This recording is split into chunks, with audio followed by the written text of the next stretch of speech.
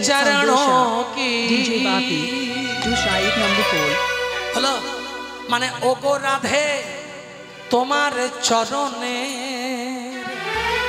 ওগো শ্যাম তোমার চরণের চরণের কি গরধূল जो मिल जाए শুনে কথা দেখো গান যদি মানে বুঝে গানে যদি নাচেন কি অন্তর নেচে উঠবে চিন্তা করতে পারবেন না বলে ওগো রাধে তোমার চরণের ভজনটি মানে ওগো শ্যাম তোমার চরণের চরণের কি গরধূল जो मिल जाए মানে যদি তোমাদের চরণের কৃপা মিলে যায় তাহলে কি হবে এবার মহাজন কলম দিচ্ছে সচ कहता हूँ मेरे একটু টোন মানে আমি সত্যি কথা বলছি শোনো ভক্ত কি সত্যি কথা বলছি চরণে ধুলা মিললে কি হবে तेरे तकदीर बदल जाए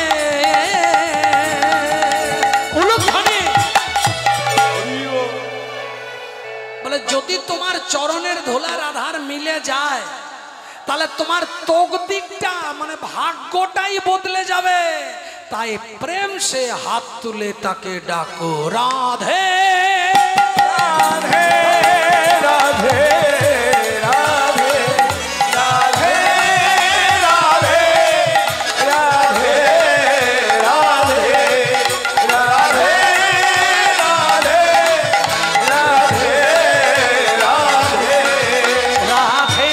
चरणों की क्षमा तेरे चरणों की राधे तेरे चरणों सबाई हाथ तुले तुले तेरे चरणों की राधे तेरे चरणों की क्षमा तेरे चरणों की राधे तेरे चरणों की क्षमा तेरे चरणों की गरधूल जो मिल जाए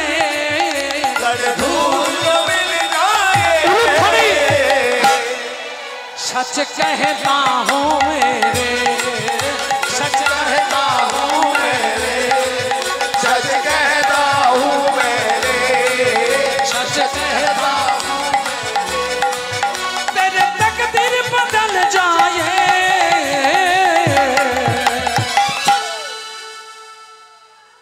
ওই যে মা পিছনে আপনি কোন দিকে তাকাচ্ছেন পিছনে মা কোন দিকে তাকাচ্ছেন রাধে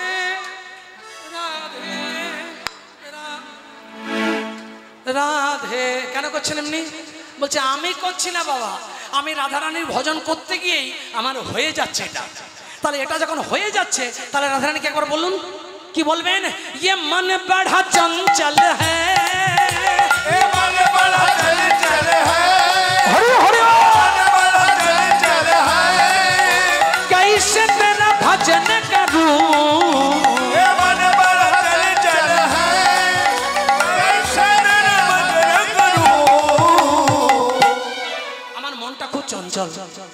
আমি कैसे তোমার ভজন করব বলো কি করে ভজন করব কিন্তু আমি জানি তোমার ভজন করে চোখের জলে একবার মন দিয়ে তোমাকে ডাকলে কি হবে এক বুঁদ এক বুঁদ এক বুঁদ এক বুঁদ বুঁদ মানে বিন্দু এক বিন্দু যদি কৃপা মিলে যায় তার মানে এক বুঁদ जो मिल जाए एक बूंद जो मिल जाए एक बूंद जो मिल जाए एक बूंद जो मिल जाए कली जीवन की खिल जाए